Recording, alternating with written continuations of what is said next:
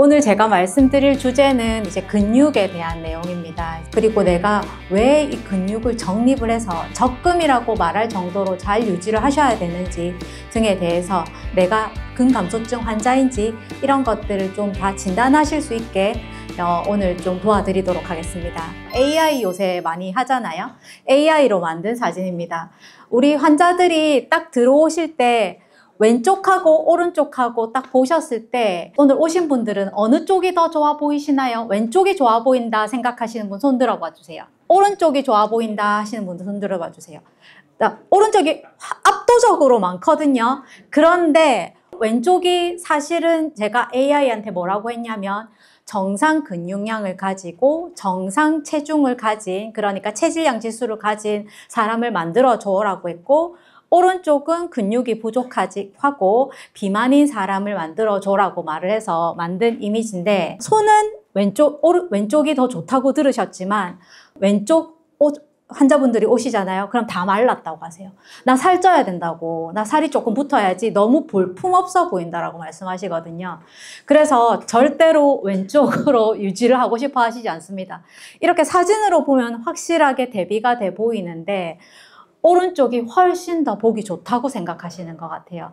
그래서 왼쪽이 더 좋아 보이는 이유에 대해서 앞으로 조금 설명을 더 자세히 드리도록 하겠습니다. 오늘 말씀드릴 주제가 근감소증이라고 했는데 이 근감소증의 정의에 대해서 재미는 없지만 조금 보고 넘어가도록 하겠습니다. 근감소증은 근육의 양이 감소하고 근력 및 신체 기능이 저하되는 복합적인 상태의 질환.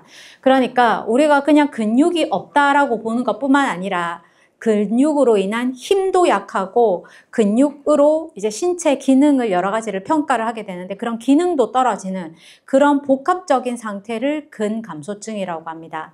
그래서 이게 예전에는 그냥 근육이 약하네 이 정도로 아시다가 최근에는 이게 질병으로 전 세계적으로 간주가 되고 있어서 병명 코드도 나왔고 미국에서 처음 시작해서 지금은 우리나라에도 병명 코드가 있지만 의사들이 사실 우리가 근감소증이라고 해서 치료를 적극적으로 하지 않는 이유가 병명 코드는 있지만 이게 딱히 치료가 뒤에서 보여드릴 운동이라든지 식이 조절 말고는 딱히 나와 있는 약도 없고 우리가 치료를 했을 때 받을 수 있는 수가도 없기 때문에 딱히 의사들이 치료를 하진 않지만 어쨌든 질병으로 굉장히 위험도가 강조가 되고 있다라고 생각을 하시면 될 것 같고요. 굉장히 빠른 시기에 이미 감소를 하고 있습니다. 40대 이후에 매년 0.5에서 1% 정도의 근육량이 지속적으로 감소가 되기 때문에 매년 계속해서 적금처럼 40대 후반부터 적립해 놓지 않으면 이제 연세가 드시면 드실수록 근육량이 더 빠지게 될 수 있습니다.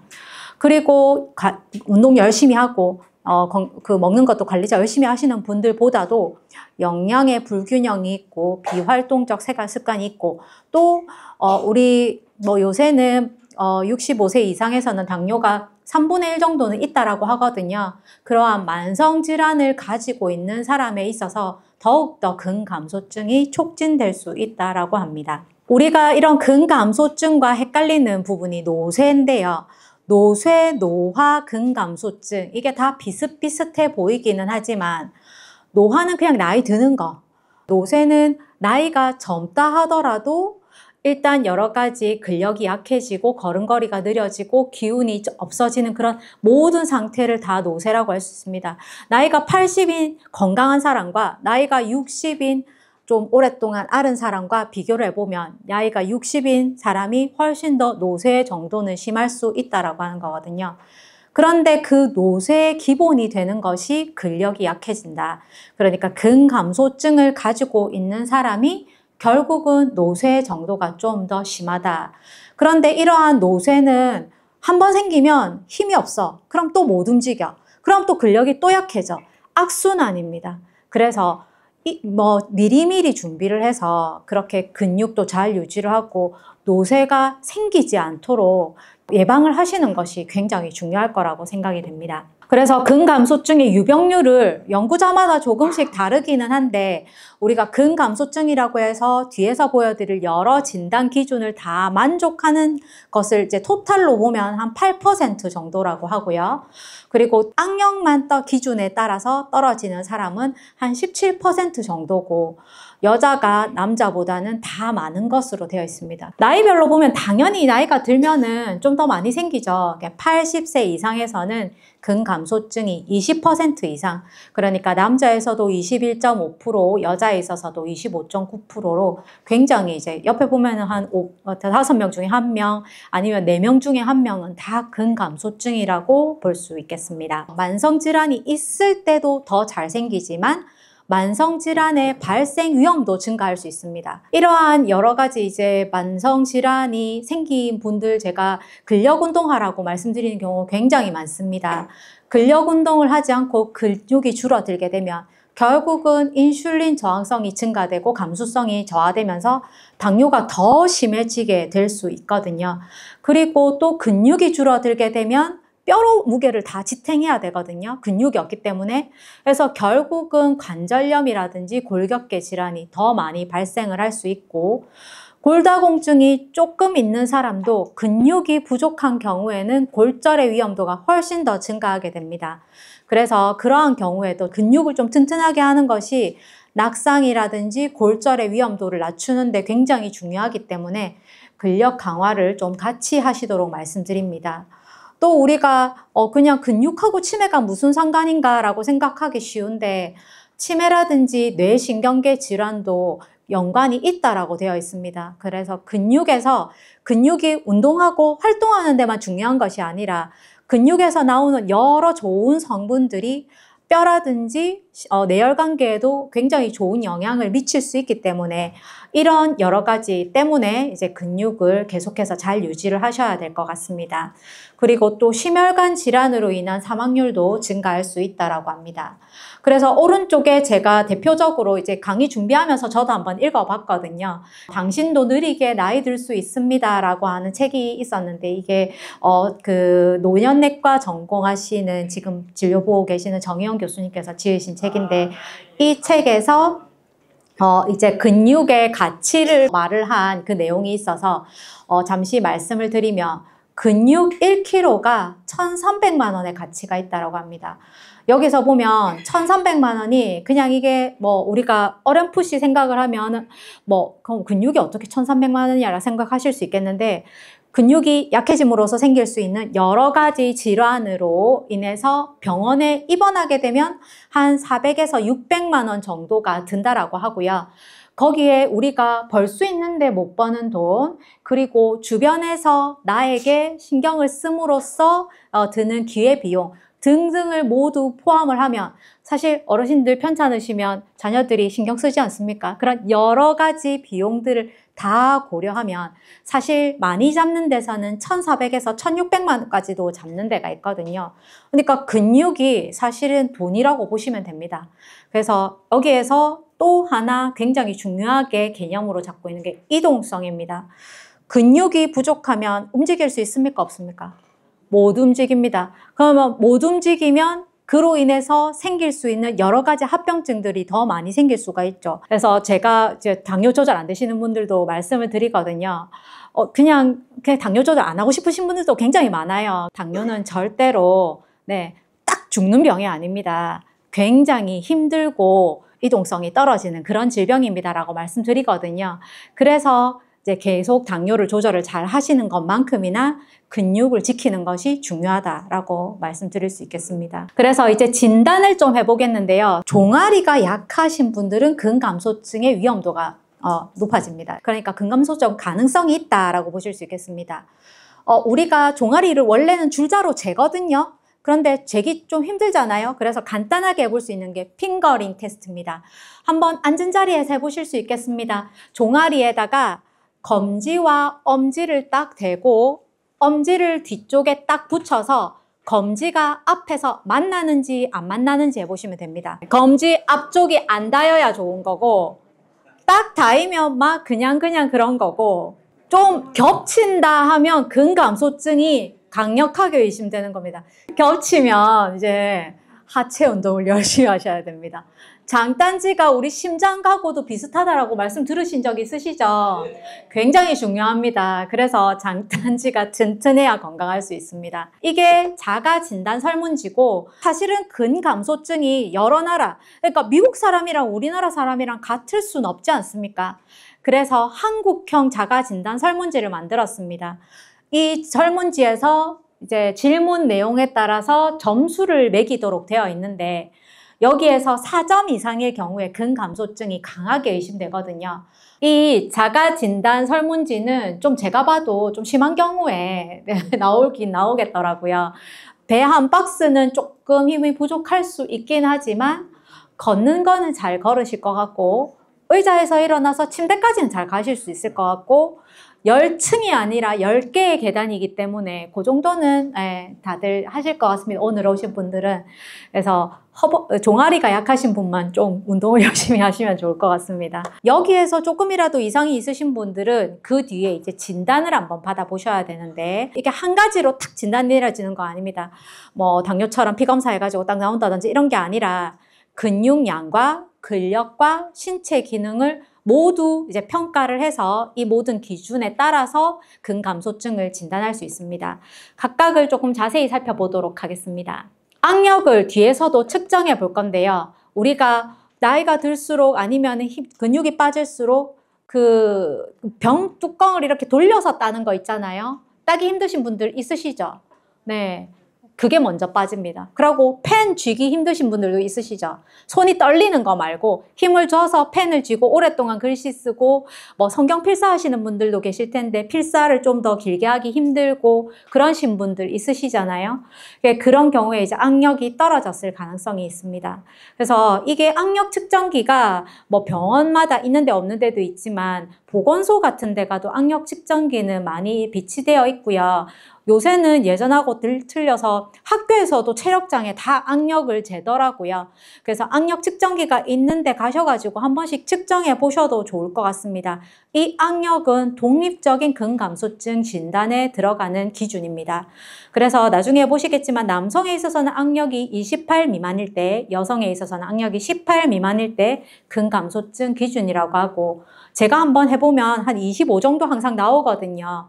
그래서 한번 여자분들은 보통 20대, 남자분들은 보통 한 40대, 30대 후반 정도 나오시더라고요. 그리고 또 6분 걷기 검사가 있습니다. 이게 저희 병원에서는 호흡기에서 이제 만성 폐쇄성 폐질환 있으신 분들이나 아니면 간질성 폐질환 있으신 분들도 하시는데 이게 6분 동안 걷는데 우리가 이렇게 30m 줄을 쫙 그어놨어요. 평평한 복도 같은데 그 복도를 6분 동안 걸어서 그래서 직선으로 왔다 갔다 하면서 계속 걷는데 그러면은 6분 동안 몇 미터를 걷는지를 계산을 해서 그 속도를 계산을 해서 1m per second 그러니까 1초에 1m 미만으로 이렇게 천천히 걷게 되는 경우에 근기능이 저하가 되었다라고 진단을 해볼 수가 있겠습니다. 그리고 이거는 이제 간단 신체 수행 검사라고 해서 3가지 항목을 다 해서 점수화해서 전체적인 점수를 보고 이제 검사 스코어를 매기게 되는데요.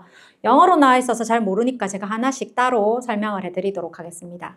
첫 번째, 균형 검사입니다. 이제 균형 검사가 3가지 자세를 여기 오른쪽에 저기 그림되어 있는 3가지 자세, 사이드 바이 사이드는 이렇게 발을 딱 붙이고 바로 딱 서서 10초간 유지할 수 있는가.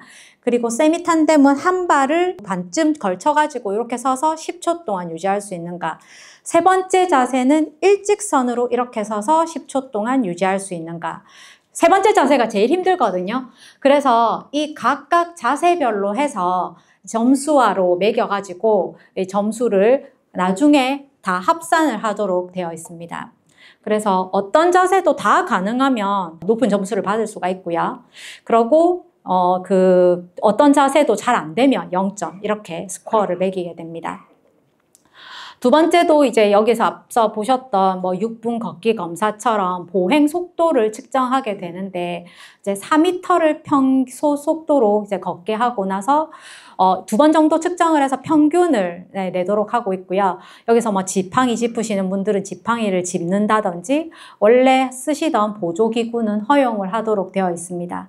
그래서 각각 이제 그 걸리는 시간별로 해서 빨리 걸으신 분들은 그 점수가 높고 걷지 못하시는 분들은 0점이고 천천히 걸으시는 분들은 점수가 낮습니다. 의자에서 일어나기 검사를 이제 5번 연속으로, 나중에 보시겠지만 팔 사용 없이 팔짱 낀 상태에서 이렇게 의자에서 앉았다 일어섰다를 5번 연속으로 해서 걸리는 시간을 측정하게 됩니다. 그래서 빨리빨리 하면 점수가 높고 시간이 오래 걸리면 점수가 낮습니다. 그렇게 해서 총점이 9점 이하일 경우에 낮은 신체 수행 능력으로 간주되어서 근감소증 진단 기준에 포함이 될 수가 있고요. 점수가 높으면 괜찮으신 거고요. 옆에서 사람이 있어서 다 재줘야 되기 때문에 힘들기 때문에 이제 저희 병원 가정의학과에서도 이 안단테핏이라고 하는 기구가 있거든요.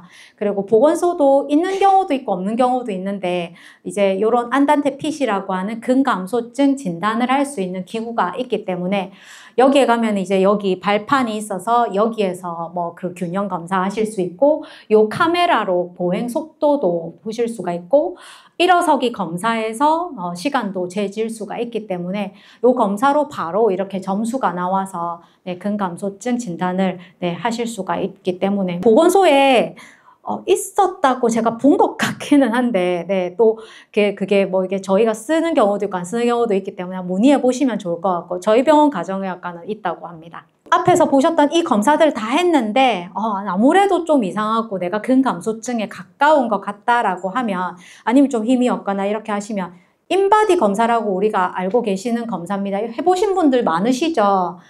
요새는 헬스장에도 굉장히 많고 하기 때문에 한 번씩은 다 해보셨을 거예요. 보통은 우리가 체질량 지수만을 보기 위해서 하시는 분들도 많고, 그리고 뭐 지방률, 체지방률 이렇게 보시기 위해서 많이 하시는데, 여기에서 근감소증도 진단을 할 수 있습니다. 그런데 헬스장에 있는 기구로는 안 되고요. 의료용으로 허가받은 기구로 가능하고요. 남성에 있어서는 7, 여성에 있어서는 5.7이라고 하는 기준이 상하지 근육량 나누기 키를 미터로 환산해서 제곱을 나눠줍니다. 그렇게 해서 이렇게 되면은 이제 근감소증이 있다라고 하고, 근육이 적절하다, 뭐 부적절하다, 요 정도는 다 나오거든요. 헬스장에 있는 기구도. 근감소증을 진단하는 거는 의료용 기구가 필요해도 나오기 때문에 내가 근육이 표준 이하이다라고 보이는 부분은 좀 열심히 운동을 하시면 좋을 것 같습니다. 그래서 이제 전체적으로 말씀드린 그런 진단 기준들을 이제 맨 마지막에 주황색으로 보이는 부분이 아시아인들 기준이거든요. 인바디로 해서 적은 근육량이 있고 근력 감소나 신체 기능이 떨어져 있는, 하나만 떨어져 있는 사람도, 그러니까 악력이 떨어지고 근육량이 감소가 되어 있다. 이런 경우에는 근감소증 진단을 할 수가 있고, 또 신체 기능이 떨어지고 근육이 떨어져 있다. 이런 경우에도 근감소증이고, 근데 세 개가 다 떨어져 있다. 그러면 심각한 근감소증입니다. 그래서 그런 경우에는 좀 전체적인 영양 관리라든지 운동을 조금 더 전문적으로 받아보시는 것이 좋을 것 같습니다. 운동하시는 분들 무슨 운동하세요 하면 다 걷는데, 하루에 난 10,000보를 걷는데, 10,000보, 20,000보씩 걷는데 근육은 너무 약해. 저항운동을 안 하셔서 그렇습니다. 저항운동 꼭 하셔야 됩니다. 그리고 저항운동이 우리가 근력운동이라고 하는 거거든요. 근력 유산소를 사실은 살찐 사람은 유산소 2, 저항운동 1 이런 식으로 저희가 하라고 하거든요. 1시간 운동을 하면 40분, 20분 이렇게 하라고 하는데, 제 생각에는 정상 체중이거나 근감소증이 있는 사람은 반 정도는 이렇게 배분을 해야 될 정도로 근력 운동을 열심히 하셔야 될 것 같고요. 근데 이런 근력 운동과 유산소 운동 전에 유연성 운동, 준비 체조 꼭 하셔야 됩니다. 관절 안 좋으신 분들 많으시죠?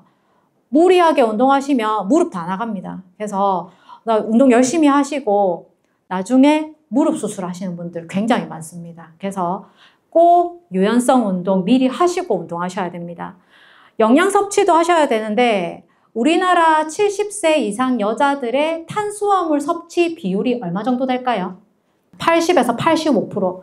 다 밥만 먹어. 국수만 먹고.